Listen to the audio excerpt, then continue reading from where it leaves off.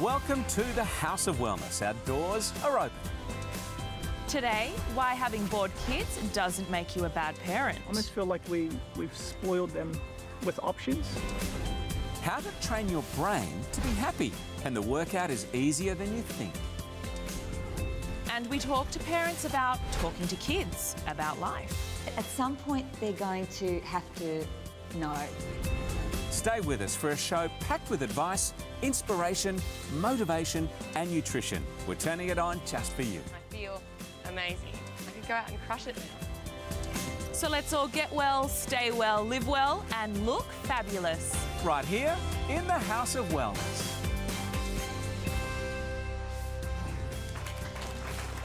Step inside, this way to a healthier you. Hello, welcome to the show. Welcome back to you too, Zoe. Hello, Ed. Some hard-hitting info on the show today. We look into the obesity epidemic that is affecting so many Australians now. Yeah, it's on the rise too, and even worse, it's affecting our kids. Yes. We'll have more on that later. Gerald, what do you have for us today on the show? Hello, everyone. Hello. If you suffer from heavy, tired legs, and lots of women do, Yeah. I've got great news for you on the A to Z of vitamins. All right. Fantastic. Thanks for that, GQ. Now, as a parent, hearing the dreaded words, I'm bored, from your kids can be the cause of some instant guilt, making you feel like you're not doing enough to keep them amused. But is that fair? These days, children are bombarded with scheduled activities from sports to playdates, and there's always a device or 20 at hand to keep them occupied. Yes. So you're thinking they shouldn't be bored, but maybe they should be. Yeah, right. Jo Stanley's with us. She's been looking into the benefits of boredom and why maybe filling our kids' every waking moment with activities not the best approach, Jo. No, that's right. It's lovely to be here, Ed and Zoe. How are you going? You know, this is a headline that I think all parents love to hear. Kids should be bored. Yes. Right. Yes, it's true, and here's why. This is a typical suburban park on a very typical day in the suburbs. It's quiet and there's not much happening, really. Pretty boring, right? Well, this little girl doesn't think so. Because to her, boredom is like the world around, really. It's something to be explored. A magic stick reaching a hole in the cloud. However, in a society where screens and technology are affecting every aspect of our children's day and parents feel compelled to overschedule their lives, there's a real potential that our kids might forget how to be bored. As parents, we're always finding ways to keep our kids busy or entertained, all so that we don't hear those dreaded words, I'm bored. Well, what if we just let our kids be bored? What if we just let them be? Is that going to be detrimental to their development, or is it good for them?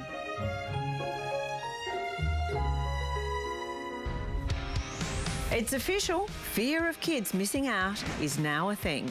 According to a December 2017 survey, Aussie parents were set to spend over $800 million this summer alone in school holiday entertainment. This statistic is quite worrying because as parents, we seem to be addicted to organising every spare moment of our children's lives for them. But according to many psychologists, our kids need their downtime more than ever.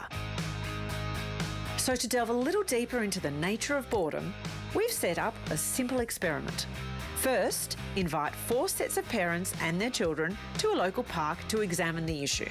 Next, place a very mysterious cardboard cubby house in the middle of the park, with our mums and dads workshopping boredom as a theory and our kids exploring boredom's practical side. Our experiment was underway. So how do we feel when our kids come to us and say, I'm bored? What does that make you feel? A bit frustrated because I feel like I'm constantly finding them things to do. Bored with our cameras and their parents, the kids turned to the mysterious cubby house to make their own fun.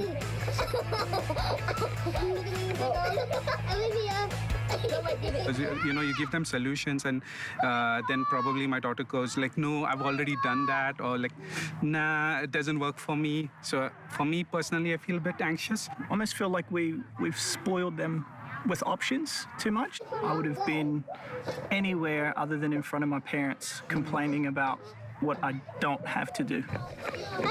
I sometimes, I guess, feel a bit jealous almost. Yes, I know. Wouldn't it be be great to be bored. While child psychologist Juliet Moran was on hand to help decode the inner workings of this lot. I started with the question we all wanted answered. Juliet, why are our kids bored?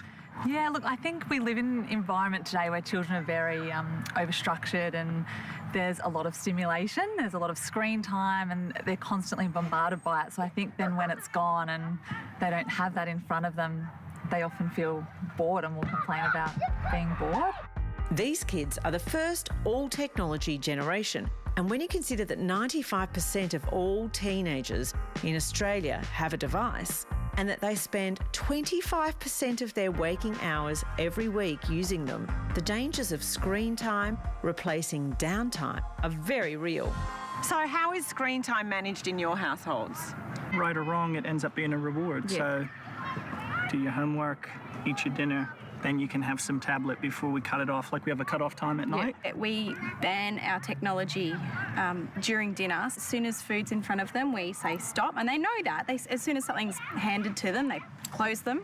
But it's not just technology that's complicating our kids' downtime. As parents, we often feel guilty if our children complain of boredom. So we register them in swimming, soccer, dance, church groups, anything to keep us from feeling that they are uninvolved in life. It really is important for them to have time during the week where there is nothing on. So often what you'll find is when you give them an opportunity to just play, you'll see how they play and what they choose to do. And some kids will be drawn more towards art and crafts and some will want to be outside, and that gives a really good insight into each individual child as well. Filling our kids' schedule wall to wall, in the end, may be a reflection of us as parents. Do we feel like we've failed them if they say that they're bored? In actual fact, boredom means that they think outside of the box. It means they learn to think for themselves. Psychology today tells us that when we allow ourselves to be bored, then we're far more creative. And when we leave our kids to their own devices, then it engages their creativity, it allows them to daydream, and I think we can see they are anything but bored. Those kids, they weren't bored. No. They were having the best time. And no Couldn't you tell? devices. No devices. Now, look, the reality is that it is a world full of devices. Now, kids, they're going to be on them. We need to understand how to set boundaries for that. And we spoke a lot about it's a reward, or you say this is the specific time that you're allowed to use your device, and then for the rest of the time, take it off them. Yeah. You know, deal with the whinging. Do you guys remember being bored as kids? I mean, I was the youngest of 5 boys. I got a big hand-me-down box of mismatched Legos. I just played with those, right? Yeah, you know, I think that we feel like we spend a lot of time just entertaining ourselves. Yeah. And that's because my mum just said, I don't care. I don't care that you're bored. If you're Go and bored, do your own thing. do some cleaning. Yeah. That was scary. I mean, Yes. I had my boys with me a couple of Saturday mornings ago and I was just about to automatically flick on the TV and I thought, I'll just leave them for a sec and see what happens. And I came back in 5 minutes later. They were playing a board game. They weren't bored. Right. They were doing a chess or a little sort of Scrabble game. Yeah, and I think that really is the reality, that if you leave kids to their own devices and you resist the urge to help them, because I think as parents we think, oh, we've got to get in there, right? You've got to deal with the wow factor and just let them go. And then they find, you know, my daughter will find a blanket or a sheet, she'll make a cubby house out of whatever she can find. That indicates my house is probably pretty filthy too. But that helps, because then she's never bored. Or she can clean. Yeah. Great story, Jay. Thanks so much for that. Hey, we can guarantee you won't be bored checking out our website online. We've got stories on health, of course, recipes and health advice. houseofwellness.com.au is all you need to click. And please give us a call, 1800 469 788. We want to hear from you. You might be a big Facebook fan. Our site there is fabulous as well. Look for House of Wellness, all those stories and so much more. And so much more going on today. A delicious winter warmer dish, yum yum, plus everything else here on the House of Wellness. Later, we look into a workout for your brain and the payoff promises happiness. But coming up next, we meet a busy fairy who's been spreading sparkles throughout people's lives. This is the greatest life I could live. That's coming up on the House of Wellness.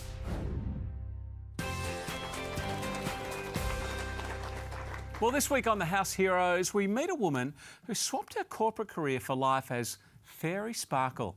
And she's no ordinary Fairy Sparkle. No, she actually is Fairy Sparkle.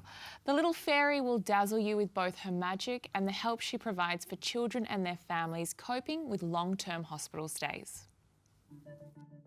If I had my absolute wish, I'd be just like I am. So it's not a dress up, it's just I've dressed how I feel.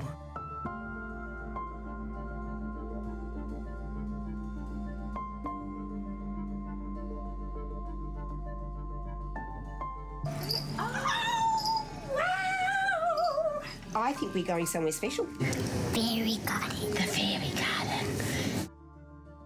I know why I'm there. It's not to fix them.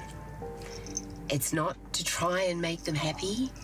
I'm just turning up so that somehow they move past where they are and feel a little bit better. And then in those moments, it's like magic happens. More than 25 years ago, Fairy Sparkle changed her name by deed poll, gave away her career, income and worldly belongings so she could devote her life to cheering up sick kids. When I was younger, I would have expected that I would have had the picket fence and the kids and the, you know, normal, whatever's normal. But once this happened, I've never looked back and said I would have liked to have done X or would have liked to have done Y or whatever. It's just never been there. This is the greatest life I could live. Fairy's home is a tiny pod, her companion a Pomeranian, and she dresses as a fairy everywhere she goes, every day of every year. How many people can live their life and 99.9% of people you see smiling at you? During her visits, Fairy realised a need for natural spaces away from hospital beds. So she started the Fairy Garden Project. I know now, without a shadow of a doubt, that it is really, really, really important to see these spaces incorporated into rehab and recovery. And if we did that and treated it as part of therapy and not just a nice to have, we would see a rise in the self-esteem of patients. I think patients, I'm not saying for 1 minute that I think the patients are necessarily going to go home any sooner, but they'll go home happier. Fairy Sparkle's selfless work has not gone unnoticed. When that happened, I was humbled, I was amazed, but I know now I am taken seriously, yeah. Fairy and her trusty companion Inkling continue their work every day. She makes no money, but is wealthy beyond imagining. Because I wouldn't be where I am today, knowing what I know, understanding what I know, having the trust that I do, if I hadn't have lived that. Wow. What a beautiful story, and what an incredibly generous person she is to a life of devotion to the community. I don't think for a minute that her work's done. Fairy's got plans to expand the Fairy Garden program to all the hospitals in Australia for both kids and adults alike. Wow, you know, I was a fairy, but nothing like Fairy Sparkle. Like, that was impressive. Birthday party fairy. Basic. Different level, but equally fantastic. We'll talk more about that later. Yeah. Now, here's something really interesting, Zoe. We can train our bodies for fitness, right? Yes. We can train our minds for new jobs. We train our hands for different skills and so on. But did you know you can train your brain to be happy? That's right. We know we can change many things about our bodies and our lives, but if we're unhappy, we seem to just accept it, Ed. But it doesn't have to be that way. Well, according to social scientist Dr. Ali Walker, we can train our brains to be happy, and she's here with us now to explain. Hi, Dr. Ali. Hello. It's funny, isn't it? The search for happiness seems to be just a little bit out of reach for some. But why so? Yeah, well, the core of my work is that we have these brains that are designed for survival and not for happiness. And so it really gets in the way because all of us ultimately want to be happy. Yeah. And so there's things that our brain does for survival reasons. It's designed for an ancient reality, not for today's complex modern reality. So in many ways, our brain's working against us in terms of feeling happy. So I'll give you a few examples. Right. We tend to overthink and worry all the time. You know, Totally. will I be able to pay the bills? Are my children happy? And then what we do is we think of all of these ways and speculate about the things that could go wrong. That helps us in terms of survival, but in terms of happiness, it's not great. Now, neuroscientist Alex Korb tells us that we can actually reverse this pattern by using the practice of gratitude, which has the same impact as an antidepressant. It releases the exact same chemicals in our brain. So I set timers each day for gratitude to reverse the direction of my brain, because if you think about the habits that we have, a little bit like a freeway. So the habits that we have of negative thinking and worry are a little bit like the freeways that we all go down. But reversing those habits is almost like walking down a nature track and creating new tracks in our mind, which is totally possible. So is that the way we're changing or training our brain, is doing little alerts in our phones to be grateful? It's all about daily practice. Okay. So what's really interesting is that while we're all great at worrying about all the things that could go wrong, when it comes to actually naming emotions that are uncomfortable, we're not great at it. Okay. So we like worrying, but when something actually is real for us, we tend to suppress it. And a study by the University of California in LA told us in 2007 that naming emotions actually lessens their intensity. So if we simply say, I'm really scared or I feel vulnerable, that lessens the intensity of that uncomfortable emotion for us. Okay, so do we give it a funny name like Harold, or Harold's trying to, I mean, to sort of demystify it a little? Do you know what? This is something that I do. I wasn't going to talk about this today, but definitely I think we all have multi-dimensional minds with different parts in our mind. I call them the voices in our heads. Yeah. And so if you want to give them a name, definitely you could say, that's that part of me, if you want to call him Harold. That's that part of me. Harold is feeling like this. He tends to behave like this or act out. And finally, the other thing that we do in our brain, is that we tend to think of different ways where we can go wrong in our lives. We want to make decisions, and so instead of just making the decision, we just go into limbo, into indecision. You know how everyone's always like, there's so many options, I don't know what to do. And the idea is that it makes us happy to make any decision. Okay. Just make a decision and then line up with that decision. So making a decision makes us much happier than not making a decision. Fascinating. The power of gratitude, it comes back to us time and time again. Great tips. Make a decision, whatever that might be, and name it. Name some of those fears. Susie and Harold. Yeah, Harold. With you. Busy place inside my head. Thank you, Dr. Ali. Great stuff as always. Stay with us. We've got plenty more still to come after the break on the House of Wellness. Coming up on your calls, we talk about getting a healthier you. And next, a delicious winter warmer that'll have your taste buds tingling. We're getting warm and tasty after the break.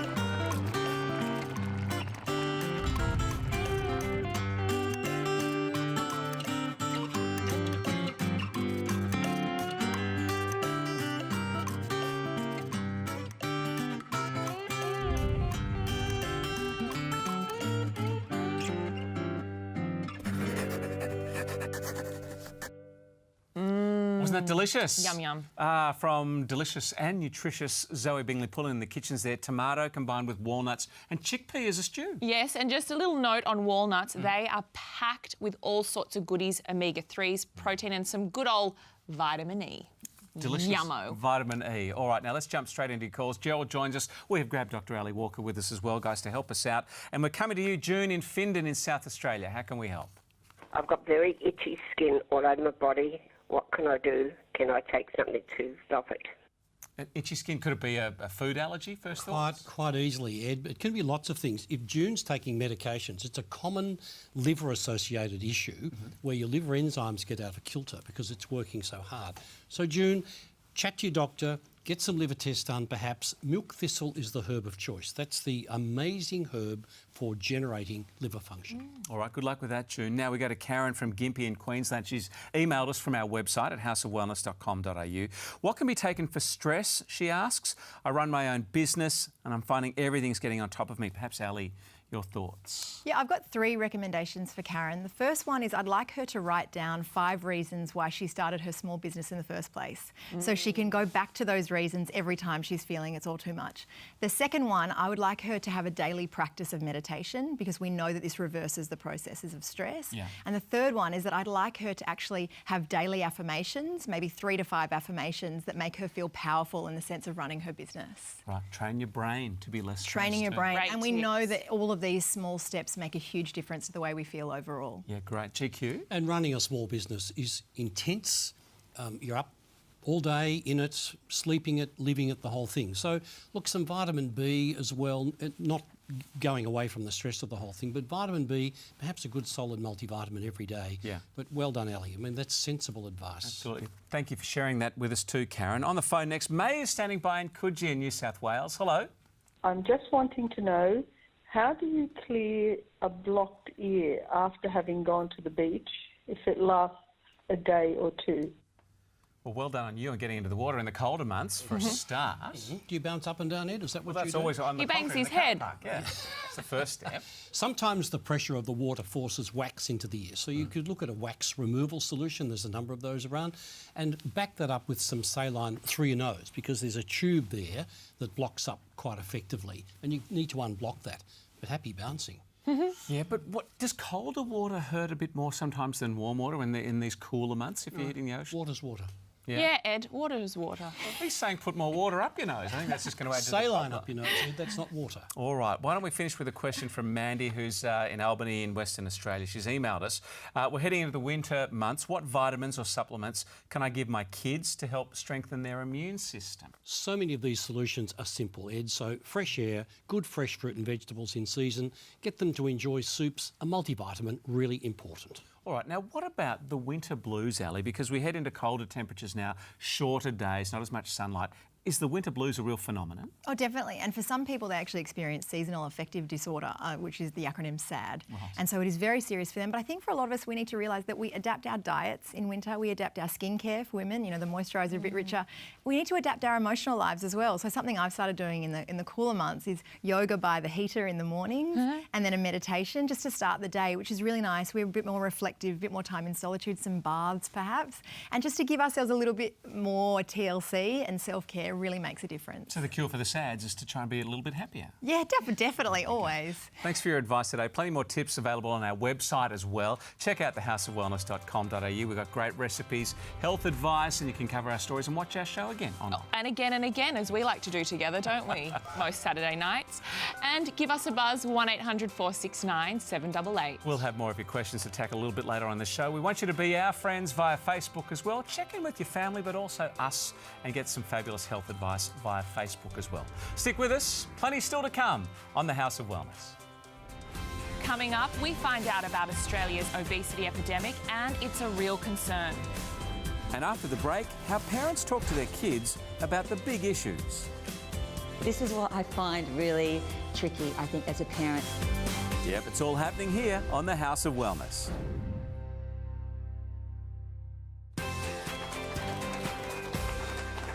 Welcome back. This is the House of Wellness, and over the past few weeks we've been sharing our new segment, listening in on parents talking to their kids about some pretty hard-hitting issues. Yes, but this week we've changed tack and we're talking to the parents about how they kick off these tough conversations with their kids. Yeah, so for all parents who've yet to begin these vital chats, or maybe those who've even started, this is a must-see. Talking to kids about the facts of life has always been a tough gig for parents. And for the last few weeks, we've been following a group of very brave mums and dads as they tackled some really tough issues like bullying, death, body image and peer pressure. Now it's the adults' turn as we talk to parents about talking to their kids. Thanks to Nature's Way, giving your kids a healthy start with Kids Smart. This week, our proud parents spoke candidly to us about how these conversations surprised them. I always thought that, every child is sort of scared of death, and it was a bit surprising to find out she's not, you know, scared, and she's more optimistic about it than I thought she would be. Do you think death is the end? No, I think you can come back, but as like something else. But if you're like bad, then you might come back as like a cockroach or something and get like chased by a foot. Yeah, I was really surprised at some of the things that they knew. It's a very sad thing, body image, when people are ashamed of their body, and it leads to stuff like anorexia and all that stuff. And you know, it's a big problem, and it's mainly for women too. Because I always take the magazines away from them and sort of try and not show them any of that. And it was actually a really good lesson for me to actually go, you know what, they do probably know more than I think. But if there's one common thread, it was definitely the impact of technology on their children. I do feel like I'm playing catch up, and I feel like I need to be far more aware than I am of this problem with social media. Because the thing about bullying for your generation that's different than for me is that I didn't grow up with everybody on devices like Facebook or Instagram, whatever it is. They couldn't send messages to me when I was at home. So when I got home, we were always completely safe. And as parents, I think there is a bit of pressure at times. They all have a phone, and, you know, we wrap it up like, oh, we must contact you at any time, and you must have a phone, and you must have social media, otherwise, you know, that's how the way kids communicate with each other and how friendship groups work and how parties get planned. But really, I think it's just like a weapon for them. So he turned around and started calling me a floating black something. Yes. That's too rude to say. Yeah. You know, when we were growing up as kids, there was no internet, there was no social media. But I think as a family, I've always said to him, we make a stand when it comes to racism. If you are, you know, being taunted because of the colour of your skin, you have every right to stand up, and he does it. And that makes me really proud to be his mum. It's not a bad thing to be black, it's very normal. Yep. I was crying a bit because of how rude that was. Yeah. Like, this happened when I was 10. In the end, though, all our parents agree. This generation of mums and dads are much more open to talking about the hard stuff than our parents ever were. I actually find it easier to be able to talk and have a conversation about things than what it was for me when I was growing up, where there was absolutely no discussion in our house about anything that was real in life. Like, we just sort of, you know, as a family growing up, just breezed through life and didn't talk about the hard stuff. I feel like it's a different relationship. I'm really close with my mum, but I feel like there were certain things that just felt, I just wouldn't talk to her about, whereas with my girls, I feel like we can talk about a whole lot more. And sex and all those sorts of things, we're not scared of those conversations. Like, we're not embarrassed by them. The way my mother spoke of nothing. I didn't know about puberty, I knew of nothing. So when all these things happened, they happened to me with no conversations. And you just dealt with it. You just had to roll with it. This is what I find really tricky, I think, as a parent. You know, they're still so innocent, right?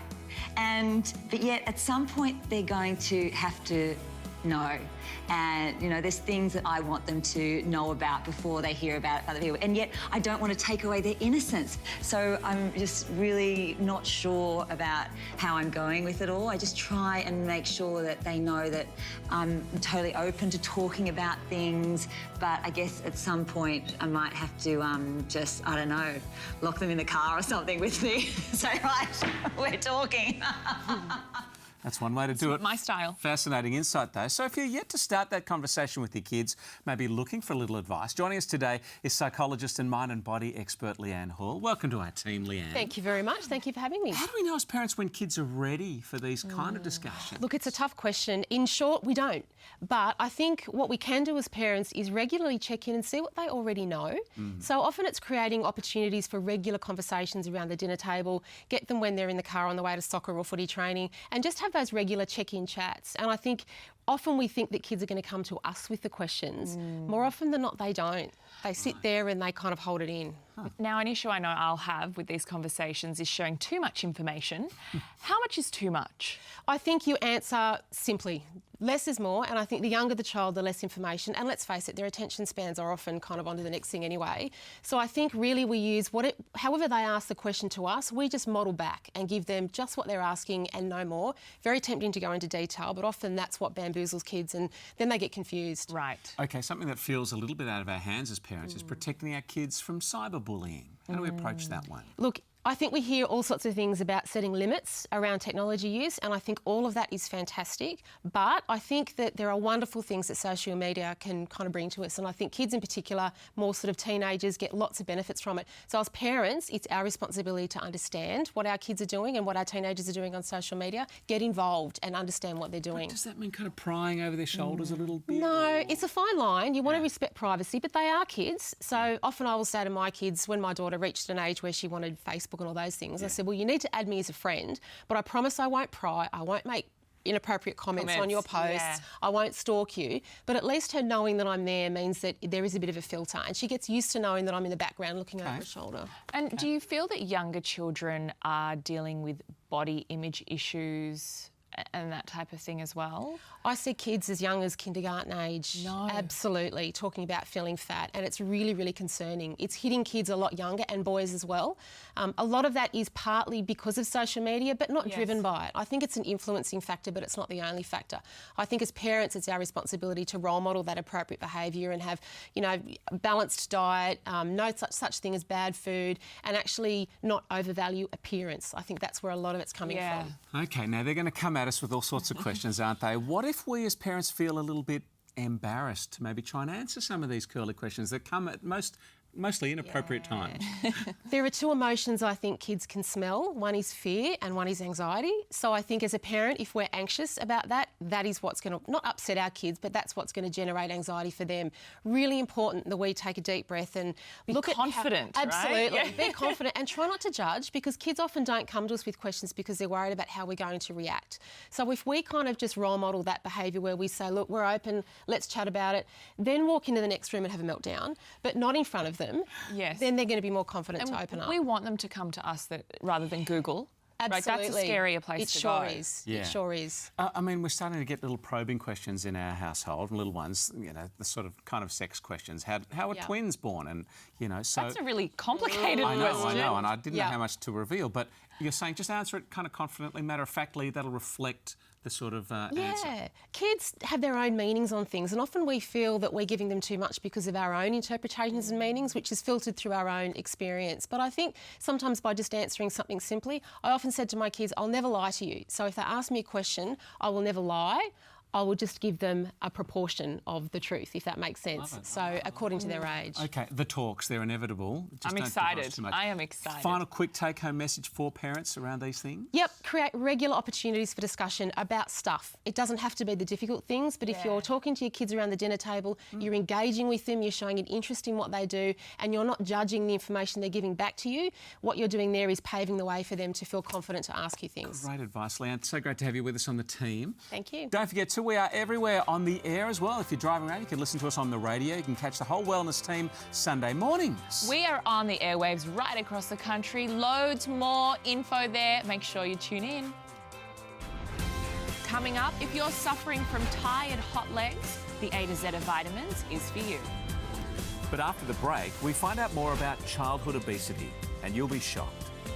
Loads more to come here on the House of Wellness.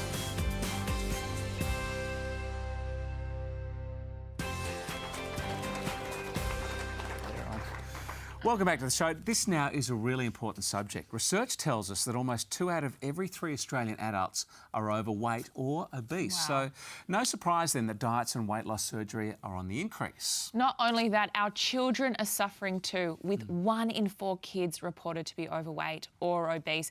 This is a massive concern. Yeah, and that's on the rise too. So joining us today to help us find out why obesity has become such a problem is leading obesity expert and author Dr. Nick Fuller. Welcome, Dr. Nick. Thank you very much for having me on. Why is it such a problem seemingly in the last handful of years in Australia? Well, this is now the greatest health policy challenge of our time. as you alluded to, it's only getting worse and worse. 2 in 3 people are now struggling with their weight, and 1 in 4 children are diagnosed with obesity. And that's not just being bigger, it's a detriment to the health, obesity. It is, that's right. I mean, unless someone does something about that excess weight they're carrying, it will result in developing other lifestyle diseases like heart disease and type 2 diabetes. So who is most affected? So, unfortunately, 70% of the population are affected, so we all are. But it's the young people that are most affected at the moment, and specifically young females. Really? These are the ones that are often, having body image issues. They're getting in this perpetual dieting cycle. They're looking to the next diet that hits the shelves as the answer to their problems. We as a nation are trying 4 to 5 diets every year. Really? And weight loss has become a cultural obsession. Okay, it's a dirty word, diet. I mean, it's got die in it. I don't like the whole notion behind it. Why don't they work? Well, there's 2 main reasons. I mean, firstly, they don't have any evidence behind them, so they're not scientifically proven. Okay. And we all know that we can go and follow the diet that hits the next diet that hits the shelves and take out the carbohydrates or the carbs and lose the dress size in a week. Yeah.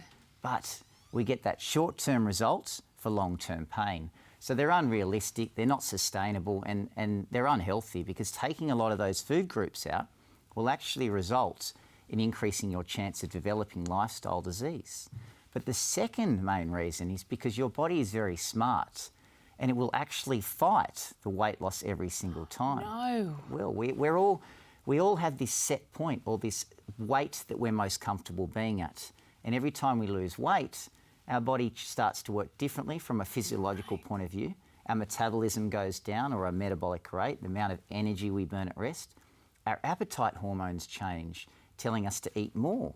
So this is not just a psychological reaction to the weight loss. This is actually happening within our body. So you're destined to go back to where you started, because your body will ensure it. It's the yo-yoing. It is the yo-yoing. And you have written a book on this based on scientific research. So how does this work, and how can we avoid that yo-yo? Well, we've been lucky enough to, at the RPA Hospital and Sydney University, trial and test all of these different diets. But we were sadly finding the same thing every time. People would lose. There's no doubt you can lose weight when you follow a diet. But then they would go back to where they started, and they'd often put on 1 kilo or 2 kilos extra each time to prepare for that next bout of starvation or dieting. So they were dieting themselves fatter and fatter. And we as a nation are doing that. Diets are contributing to the very thing that they proclaim to cure obesity. So they're actually making us fatter and fatter over time. But what we did find was something that worked, and that was the interval weight loss approach. So you got a person to lose a small amount of weight, about 2 to 3 kilograms over a month, but then they had to maintain that weight every second month, and that prevented that usual response to weight loss that we get. So you didn't get the decrease in metabolism, you don't get the increase or change in appetite hormones, so people can lose weight, but importantly, keep it off. That's what we want to do. Makes it consistent. It's much better to lose 10, 12 over a year, keep that off forever, than what it is to lose 10 or 12 in a month and then put 12 or 14 back on. Absolutely. Great, Doc. We must delve into that more deeply. In fact, if people want to grab a copy of your book, it's in stores now. We've got 7 copies to give away. If you'd like more info, head to our website, Interval Weight Loss. Look for that at houseofwellness.com.au. 7 copies can be snapped up. Nice to see you. Appreciate your time today. Wonderful. Thank you. Back in a very sec. much. More to come here on the show here at the House of Wellness in just a sec.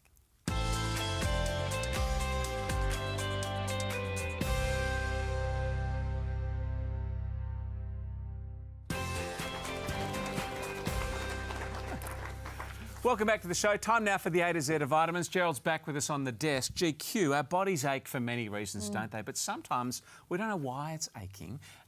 Aching legs is amongst those culprits. A very common issue, Ed, and we're talking aching due to accumulated fluid, heavy, hot legs, particularly for women who stand all day. So we talk here about veins, which are the major blood vessels driving fluid back up to your heart and blood. And those vein walls can become weak. And we talk then about the benefits of grapeseed. Grapeseed has fancy proanthocyanidins. Now, that's pretty fancy, isn't it? It's a big word. But that's really the active extracts in grapeseed, which is in these foods that you see here, which help strengthen the vein walls, the walls of veins, and also lots of other tiny blood vessels too. So hang on, the grape seeds. Yes. It's coming from the seed of the grape. Not just from there. We're talking here the skin of the grapes as well. Okay. So any aspect, any part of the fruit or vegetable we're talking about has got these proanthocyanidins in there, which are the actives in what we call generally grapeseed extract. Okay. So is this aching hot legs thing, is it in the DVT, the deep vein thrombosis sort Well, of that's family? probably it at the end of the trail, that when you've got a DVT, that's one of the contributing causes to DVTs is very sluggish circulation in your lower legs. That's often where they occur.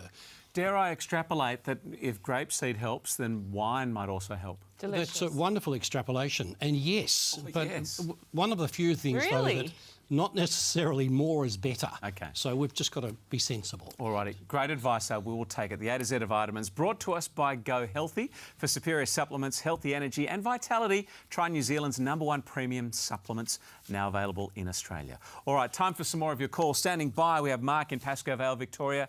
Go ahead.